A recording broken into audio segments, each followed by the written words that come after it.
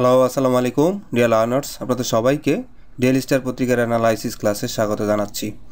তো আজকে আমাদের হেডলাইনটা হচ্ছে tax on provident funds income. তো আমরা জানি ট্যাক্স অর্থ হচ্ছে কর। ব্যক্তি আয়ের উপরে যেই কর রাষ্ট্র ধার্য করে, ন্যাশনাল বোর্ড অফ রেভিনিউ ধার্য করে, সেটা হচ্ছে ট্যাক্স। তো ট্যাক্স কিসের উপর? প্রভিডেন্ট ফান্ডের উপর। আর প্রভিডেন্ট ফান্ড হচ্ছে সরকারি তহবিল। সরকারি অথবা বেসরকারি প্রতিষ্ঠানের যারা কর্মচারী অথবা কর্মকর্তা আছে, তাদের আয়ের একটা অংশ প্রভিডেন্ট ফান্ডে রাখা হয় ভবিষ্যৎ তহবিলে। সেই ফান্ডের উপরে ট্যাক্স, হ্যাঁ, প্রভিডেন্ট ফান্ডস ইনকাম, প্রভিডেন্ট ফান্ডের আয়ের উপরে ট্যাক্স।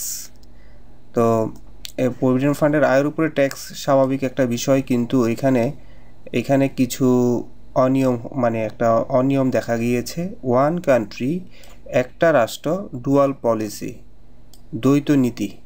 পলিসি মানে হচ্ছে রুল, নিয়ম, দ্বৈত পলিসি, দুইটা নিয়ম।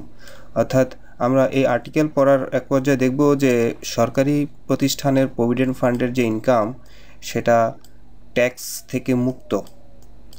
আর বেসরকারি প্রতিষ্ঠানের প্রভিডেন্ট ফান্ডের ইনকামের উপরে সরকার 2023 সালে নতুন ট্যাক্স আইনে বেসরকারি প্রতিষ্ঠানের প্রভিডেন্ট ফান্ডের ইনকামের উপর ট্যাক্স ধার্য করেছে। তো এই আর্টিকেলটার মাধ্যমে আমরা এই বিষয়গুলো জানবো। তো আরেকটা সাব হেডলাইন আছে, এ প্রভিশন অর্থ হচ্ছে শর্ত, বিধান, এরকম আমরা প্রভিশন অর্থটা দেখব। প্রভিশন অর্থ হচ্ছে চুক্তি, দলিল বা আইনের ধারা, শর্ত, কেমন? তো এটার ইংরেজি অর্থটা আমরা দেখব। প্রভিশন অর্থ হচ্ছে normally facilities, action of providing supplying something for use. Facilities হতে পারে, সার্ভিস অ্যামিনিটিস হতে পারে, প্রভিশন শর্ত হতে পারে, আইনের বিধান হতে পারে। তো এখানে এ প্রভিশন একটা আইনের শর্ত, হ্যাঁ, ইনকাম ট্যাক্স অ্যাক্ট 2023, অর্থাৎ ইনকাম ট্যাক্স আইন 2023 সালের একটা বিধান বা একটা বিধি বা একটা আর্টিকেল কি করছে? সৃষ্টি করেছে দ্য ডিসক্রিমিনেশন, বৈষম্য সৃষ্টি করেছে। একটা প্রভিশন ক্রিয়েটেড ডিসক্রিমিনেশন, বৈষম্য সৃষ্টি করেছে। তা আমরা এই ছবিটা যদি দেখি, ছবিতে দেখা যাবে ট্যাক্স স্ট্যাটাস অফ রিটায়ারাল ফান্ডস মানে হচ্ছে রিটায়ারমেন্ট ফান্ডস। রিটায়ারাল আর রিটায়ারমেন্ট একই কথা। তো ট্যাক্স স্ট্যাটাস কেমন হবে? অবসর ফান্ডের তহবিলের ট্যাক্স কেমন হবে? তো এখানে বলতেছে ইনকাম ট্যাক্স অর্ডিন্যান্স 1994 সালে গভর্নমেন্ট রিটায়ারাল ফান্ডস, সরকারি রিটায়ারমেন্ট যে ফান্ড আছে সেখানে ট্যাক্স মুক্ত, হ্যাঁ, ট্যাক্স মুক্ত। বেসরকারি প্রাইভেট রিটায়ারাল ফান্ডসও আইসা ট্যাক্স মুক্ত। অর্থাৎ এই রিটায়ারাল ফান্ডগুলোতে কোনো ট্যাক্স সরকার বিগত সময় ধরে নাই, সহজ কথা। কিন্তু 2023 সালের ইনকাম ট্যাক্স অ্যাক্ট 2023 সালে এসে বলতেছে সরকারি প্রতিষ্ঠানে এবারও বরাবরের মতোই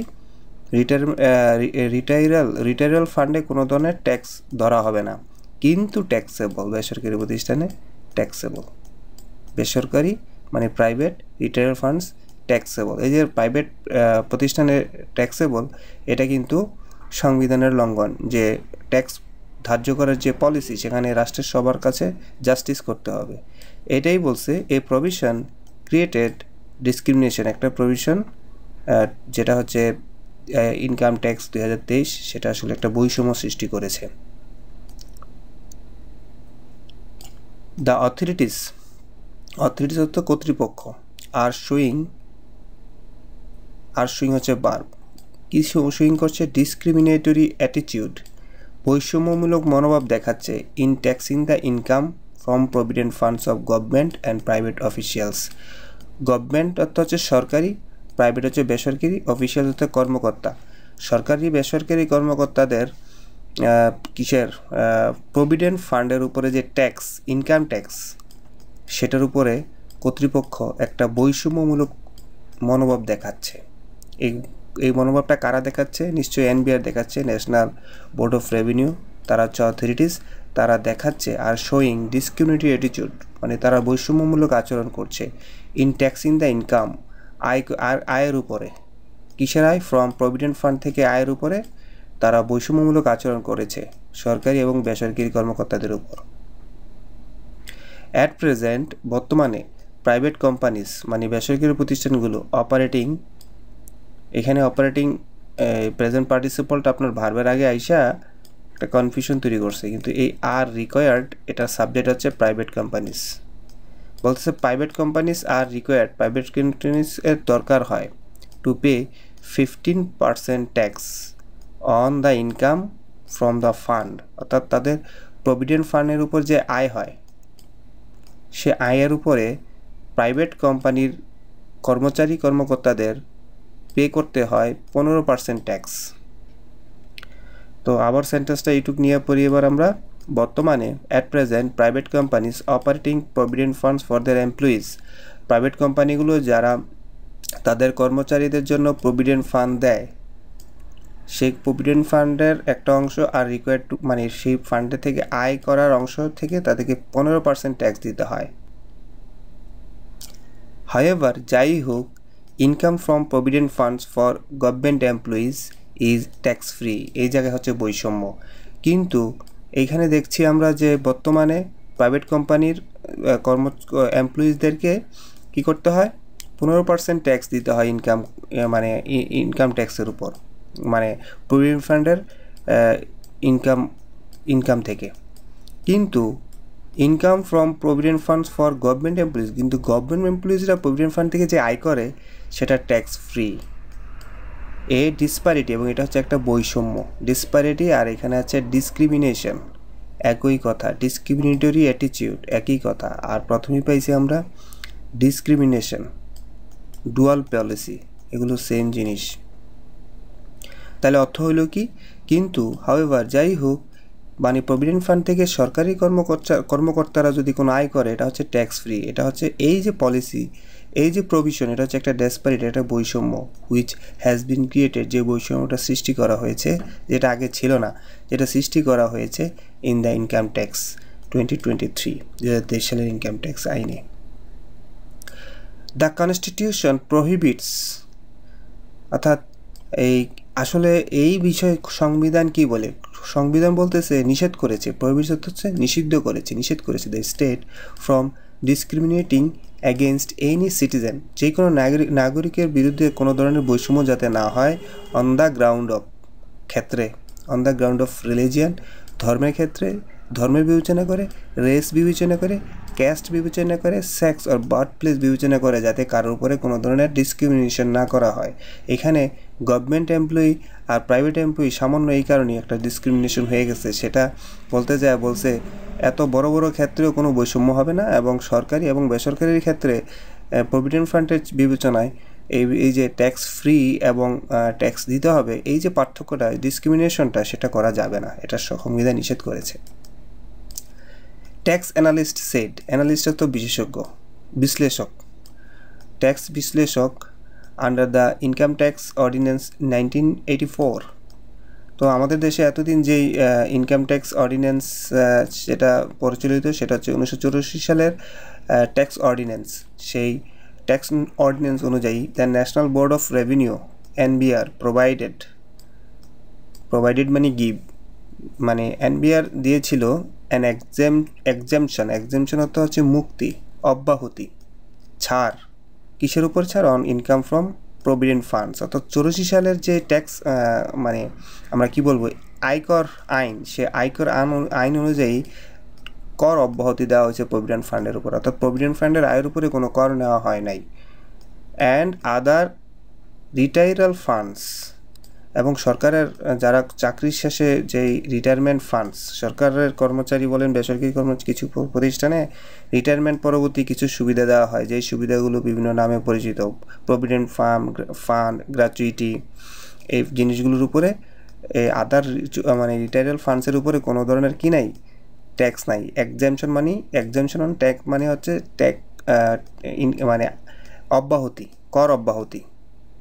exemption on income from provident funds মানে প্রভিডেন্ট ফান্ড থেকে আয়ের থেকে কর অব্যাহতি দেওয়া আছে, এবং শুধু তাই নয়, রিটায়ারাল অন্যান্য ফান্ড থেকেও কর অব্যাহতি দেওয়া আছে 84 সালের অর্ডিন্যান্স অনুযায়ী। রিগার্ডলেস অবত্য হচ্ছে মানে বিবেচনাবিহীন whether they are managed by the private or public sector, এবং বলছে এটা বিবেচনা করার দরকার নাই যে আসলে কে প্রাইভেট সেক্টরে আছে কে পাবলিক সেক্টরে আছে, সবার ক্ষেত্রে প্রভিডেন্ট ফান্ড এবং আদার রিচুয়াল ফান্ডস কোনো ট্যাক্সেবল ছিল না 84 সালের ঘটনা, মানে 84 সালের আইন অনুযায়ী।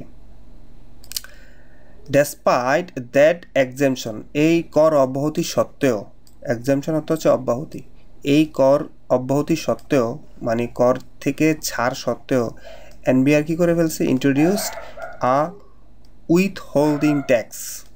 এটা একদম নতুন ইনক্লুশন, এনবিআর নতুন করে একটা উইথ হোল্ডিং ট্যাক্স কার্যকর করছে, ইন্ট্রোডিউস করছে, শুরু করেছে। তো উইথ হোল্ডিং ট্যাক্সটা আমরা জানবো। তো উইথহোল্ডিং ট্যাক্সটা কেমন? What is withholding tax? The term withholding tax refers to the money that an employer deducts অর্থ কেটে নেয়। অর্থাৎ এটা এমন একটা ট্যাক্স যেটা একজন কোনো প্রাইভেট কোম্পানির যিনি এমপ্লয়ার, যিনি মালিক, তিনি কেটে নেয়, কেটে নেয় ফ্রম দ্য এমপ্লয়িজ, যিনি চাকরি করে, তার গ্রস ওয়েজেস, তার মোট বেতন থেকে, মোট স্যালারি থেকে যেটা কেটে নেয়, হ্যাঁ, and pace directly to the government, এবং যেটা সরকারকে ডিরেক্টলি দিয়ে দেয়, এটা হচ্ছে উইথ হোল্ডিং ট্যাক্স। এটা নতুন একটা টার্ম। উইথ হোল্ডিং ট্যাক্সটা আরও সহজভাবে বলি, ধরেন এখন অনেক সময় দেখবেন যে কোনো পণ্যের কিন্তু এতদিন উৎস কর ছিল, মানুষের আয়ের উৎস কর ছিল না, নতুন করে এটা ধার্য করছে মানুষের আয়ের একটা 3% সম্ভবত বা 7% ক্ষেত্রে বিশেষে কে কি কোন সেক্টর থেকে আয় করলো, 3%, 7%, 10%, 15% পর্যন্ত আপনার কেমন এই উইথ হোল্ডিং ট্যাক্স ধার্য করে, উৎস কর বলে যেটাকে। এতদিন পণ্যের ছিল সম্ভবত, এখন এটা মানুষের আয়ের উপরে করা হয়।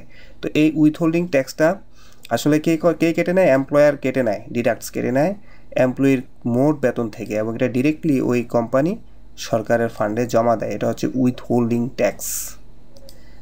তো বলতেছে এই যে কর অব্যাহতি সত্ত্বেও এনবিআর একটা উইথ হোল্ডিং ট্যাক্স ধার্য করছে, considered under minimum tax provision, হ্যাঁ, ট্যাক্সের আইন অনুযায়ী, অন অল সাচ রিট্রায়াল ফান্ডস। অর্থাৎ এই যে একজন সরকারি বেসরকারি কর্মকর্তা অথবা কর্মচারীর যে আপনার ধরেন রিটায়াল ফান্ড আছে, অবসরকালীন যে বিভিন্ন সুবিধা আছে, সেই ফান্ডে তারা উইথহোল্ডিং ট্যাক্স ধার্য করছে, ইনক্লুডিং এই যে রিচুয়াল ফান্ডসগুলো কি ফান্ডগুলো বলবে। তো রিটায়ার ফান্ডসগুলো আমরা একটু দেখে নেই। রিটায়ার ফান্ডগুলোর মধ্যে আছে ইনক্লুডিং মানে এর মধ্যে আছে প্রভিডেন্ট ফান্ড থাকে, গ্র্যাচুইটি থাকে। গ্র্যাচুইটি সম্ভবত এককালীন যে সুবিধা দেওয়া হয় চাকরি ছাড়ার পরে। তারপর পেনশন হচ্ছে 59 বছর পরে সরকারি প্রতিষ্ঠানে এবং 60 বছর পরে বেসরকারি প্রতিষ্ঠানে যদি কোনো পেনশন সুবিধা থাকে, মাসিক অবসরকালীন ভাতা দেওয়া হয়। এবং workers benefit profit participation funds, অর্থাৎ এইরকম যেই সুবিধাগুলো, অর্থনৈতিক সুবিধাগুলো এবং ফান্ডগুলো, এগুলো বলে রিটায়ারাল ফান্ডস। যেমন in the private sector through the finance act 2016 বলতেছে আপনার ডেসপাইট ট্যাক্স এক্সেমশন, অর্থাৎ ট্যাক্স অব্যাহতি সত্ত্বেও এনবিআর কী করছে, উইথহোল্ডিং ট্যাক্স ধার্য করছে। কিসের উপর? এই সকল ক্ষেত্রে উইথহোল্ডিং ট্যাক্স ধার্য করছে, হ্যাঁ, কোথায়? 2016 সালে। But it kept the public sectors retiral funds out of the purview of the tax. কিন্তু বলার অর্থ কি? বেসরকারি প্রতিষ্ঠানে আপনার কি বেসরকারি প্রতিষ্ঠানে কি দেওয়া হচ্ছে? বেসরকারি প্রাইভেট সেক্টরে এই এনবিআর এই সকল ধরনের অর্থনৈতিক ফান্ডের উপরে আপনার কি দিছে? ট্যাক্স ধার্য করছে। কিন্তু সরকারি প্রতিষ্ঠানের বেলায় আইসা বাট ইট মানে হচ্ছে এই NBR kept the public sectors retail funds out of the purview of the tax আওতার বাইরে রাখছে। পাবলিক সেক্টর সরকারি প্রতিষ্ঠানকে ট্যাক্স আওতার বাইরে রাখছে। আমরা পারভিউ শব্দের অর্থটা দেখব। পারভিউ শব্দের অর্থ হচ্ছে সীমা। কেমন? পারভিউ শব্দ কি? সীমা। তো বলতেছে পারভিউ অফ দ্য ট্যাক্স মানে হচ্ছে ট্যাক্সের সীমা। তার মানে বলতেছে এনবিআর পাবলিক সেক্টরকে সকল ধরনের রিটেলার ফান্ডের ট্যাক্সের আওতার বাইরে রেখেছেন। তো আমরা এখানে গ্র্যাচুইটি শব্দের অর্থটা একটু দেখব। গ্র্যাচুইটি অর্থ হচ্ছে এ সাম অফ মানি, কিছু টাকা পেইড টু অ্যান এমপ্লয়ি, যেটা এমপ্লয়িকে দেওয়া হয় at the end of a period of employment. তার চাকরি শেষে যে টাকা দেওয়া হয় সেটা হচ্ছে গ্র্যাচুইটি। একটা সেন্টেন্স দেখতে পারেন, end of contract gratuity of 20% or the total pay received. তো এটা একটা গিফটের মতো, গ্র্যাচুইটিটা হচ্ছে একটা গিফট প্রেজেন্ট অথবা ডোনেশনের মতো, যাতে সে অবসরকালীন সময় সুবিধা পেতে পারে। This was an anomaly. Anomaly অর্থ হচ্ছে ব্যতিক্রম, এটা একটা ব্যতিক্রম জিনিস। And therefore we draw the attention of the NBR, এবং এই কারণে আমরা এনবিআরের দৃষ্টি আকর্ষণ করেছিলাম। We drew the attention of someone. We drew the attention of someone. I drew the attention of someone. I draw the attention of someone. Draw attention of someone. কেমন? তো anomaly শব্দের অর্থটা আমরা দেখব। অ্যানোমালি শব্দের অর্থটা হচ্ছে নর্মালি হচ্ছে অনিয়ম বা ব্যতিক্রম, অস্বাভাবিক বা কোনো কিছুকে অ্যানোমালি বলা হয়। অ্যানোমালি অর্থ হচ্ছে something that deviates from what is standard, normal and expected. যা আশা করা হয় তার থেকে যদি ডেভিয়েটস করে সেটাকে বলে, ডেভিয়েটস করে বিচ্ছিন্ন হয় বা তার বিপরীত কিছু হয়, সেখান থেকে যদি মানে নেগেটিভ হয় তখন সেটাকে বলে অ্যানোমালি। অডিটি, অ্যাবনর্মালিটি, পিকুলারিটি, ইরেগুলারিটি, অনিয়ম। তো বলতেছে দিস ওয়াজ অ্যান অ্যানোমালি, এটা হচ্ছে একটা অনিয়ম, এবং এই কারণেই আমরা কি করছি, we draw the attention of the NBR, আমরা এনবিআরের দৃষ্টি আকর্ষণ করছি টু কারেক্ট দিস, এটা ঠিক করার জন্য। As there was no change in the exemption provision in the perspective tax law, যেহেতু ট্যাক্স লতে এরকম আলাদাভাবে বলা নাই যে ওনার থেকে বেশি নিতে হবে, প্রাইভেট থেকে বেশি নিতে হবে, পাবলিক থেকে কম নিতে হবে, এরকম কিছু যেহেতু বলা নাই, তাহলে এটা একটা অনিয়ম। হ্যাঁ, এটা উনি বলছে। ওনার পরিচয় নাম বলার পরে ওনার কমা দিয়ে ওনার পরিচয় দিয়েছে এইটুক পর্যন্ত। উনি হচ্ছে director legal and corporate affairs and company secretary at the Nestle Bangladesh, এবং নেসলে বাংলাদেশের পরিচয় দিয়েছে a leading multinational company. In the new income tax act 2023, নতুন 2023 সালের আয়কর আইন, for the first time in the history of tax law, ইতিহাসে প্রথমবারের মতো the exemption was formally drawn, অর্থাৎ যে সুবিধা, এক্সামশন অর্থ হচ্ছে কিন্তু কর অব্যাহতি, কর না দেওয়ার সুবিধা, এটা কি করা হয়েছে, ফর্মালি উইথড্রন, এটা উঠিয়ে দেওয়া হয়েছে। But only from provident and gratuity funds managed by the private sector, এবং এটা শুধু যে উঠাই দিছে, যেটাতে এক্সামশন করছে, সুবিধাটা যে বাতিল করা হয়েছে, কর অব্যাহতি যে বাতিল করা হয়েছে, এটা শুধুই আপনার প্রাইভেট সেক্টরের বেলায় করা হয়েছে। The public sectors retire funds, public সেক্টরের অবসরকালীন যে টাকা পয়সা, remain out of the purview of such taxes, এই ট্যাক্সের আওতার বাইরে। পাবলিক সেক্টর আগের মতোই কর অব্যাহতি পাচ্ছে, এক্সামশন পাচ্ছে, শুধু প্রাইভেটের এক্সামশন উঠাইয়া দিছে, কর অব্যাহতি উঠাইয়া দিছে। তো এটার কারণে কি হয়েছে সেটা কমা দিয়ে বলবে, রেজাল্টিং ইন এ ডেসপারিটি, এটার কারণে একটা পার্থক্য সৃষ্টি হয়েছে, in tax treatment starting from this fiscal year. Fiscal year অর্থ হচ্ছে অর্থ বছর, এই অর্থ বছরে ট্যাক্স ট্রিটমেন্টে ট্যাক্স উঠাইতে গিয়ে একটা মানে কি ডিসপারিটি, একটা ডিসক্রিমিনেশন তৈরি হয়েছে, অনিয়ম তৈরি হয়েছে। Mohammad Shahadat Hossain Siddique, a professor of economics at Dhaka university, Dhaka ইউনিভার্সিটির আগে অ্যাট বসে, অ্যাট নর্থ সাউথ ইউনিভার্সিটি, তো ছোট, এটা একটা ছোট জায়গা কিন্তু, তো আমরা এগুলোর আগে অ্যাট বসাই, যদি আমরা ঢাকা হইতে তাহলে ইন ঢাকা, কিন্তু অ্যাট ঢাকা ইউনিভার্সিটি। তো ঢাকা ইউনিভার্সিটির মোহাম্মদ শাহাদাত হোসেন সিদ্দিক কি বলছে, বলেছিল, this is a completely discriminatory treatment of taxation, অর্থাৎ ট্যাক্সের যেই প্রয়োগ, ট্রিটমেন্ট, সেটা একটা কমপ্লিটলি এটা বৈষম্যমূলক একটা আচরণ হয়ে গেছে between public and private sector এমপ্লয়িজদের মধ্যে। অ্যান্ড গোজ, হ্যাঁ, দিস মানে এই যে ট্যাক্সেশন করা প্রাইভেট সেক্টরে, এই ট্যাক্সেশনটা গোজ অ্যাগেন্স্ট দ্য কানুন of the equity of tax. Equity of tax অর্থ হচ্ছে ট্যাক্স সমতা, মানে সবার উপরে সমান ট্যাক্স ধার্য করবেন, এই যে নর্মসটা, এই যে রুলসটা, এই যে প্রভিশনটা, এই প্রভিশনটার বাইরে, এই আইনের বাইরে চলে গেছে, অনিয়ম হয়ে গেছে। টু ইমিনেন্ট ইকোনমিস্ট, দুইজন ইমিনেন্ট অর্থ হচ্ছে প্রখ্যাত, বিখ্যাত, সুপরিচিত অর্থনীতিবিদ, এই একজনের নাম দিচ্ছে আপনার আহসান মনসুর, তার পরিচয় দিয়েছে আবার কমা দিয়ে। তিনি হচ্ছে executive director of policy research institute Bangladesh. আরেকজন হচ্ছে জাহিদ হুসাইন, এবং তারও পরিচয় দিয়েছে ফর্মার লিড ইকোনমিস্ট, লিড মানে প্রধান অর্থনীতিবিদ অ্যাট দ্য ওয়ার্ল্ড ব্যাংক, এই দুজন ব্যক্তি অলসো অফার্ড অপিনিয়ন্স, তারও তাদের মতামত জানাইছে। What is the economic justification, বলছে এই যে কাজটা করা হয়েছে প্রাইভেট সেক্টরে আপনার ট্যাক্স এক্সাম্পশন উইথড্র করা হয়েছে, পাবলিক সেক্টরে আগের মতো সুবিধা পাচ্ছে, এক্সাম্পশন জারি আছে, তাইলে ইকোনমিক জাস্টিফিকেশন ন্যায় বিচার কোথায়? দেয়ার ইজ নো ইকুইটি, এখানে কোনো সমতা নেই, ইট ইজ ডিসক্রিমিনেশন, এটা একদম স্পষ্ট বৈষম্য। But should the income earn from investing in provident fund be taxed, কিন্তু এখানে একটা প্রশ্ন করছে, এতদিন যে আপনার প্রভিডেন্ট ফান্ডের উপর যে আয় মানে ইনকাম হইতো সেটার উপর কি আসলে কি ট্যাক্স ধার্য করা উচিত? এখানে এসব বিভিন্ন অর্থনীতিবিদ বিভিন্ন অপিনিয়ন দিয়েছে।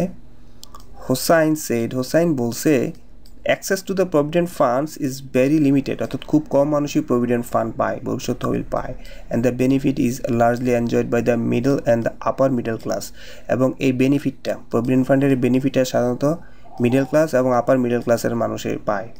And as tax is applicable, এবং যেহেতু ট্যাক্স হচ্ছে প্রয়োগযোগ্য হয় on the long term financial instruments, দীর্ঘমেয়াদী বিষয়ের উপর যেহেতু ট্যাক্স ধার্য করা হয়, income from provident and other retired funds can be taxable. উনি আবার একটু বিপরীত মত দিছে, উনি বলছে 94 সালের অধ্যাদেশ বলেন, 2023 সালের অধ্যাদেশ বলেন বা 2016 সালের অধ্যাদেশ বলেন, ট্যাক্সের উপর প্রভিডেন্ট ফান্ডের উপর অথবা অন্যান্য রিটায়ারাল, কেমন এই যে রিটায়ার ফান্ডসের উপরে আপনার ট্যাক্স করা উচিত, ক্যান বি ট্যাক্সেবল, এগুলো ট্যাক্স হতে পারে।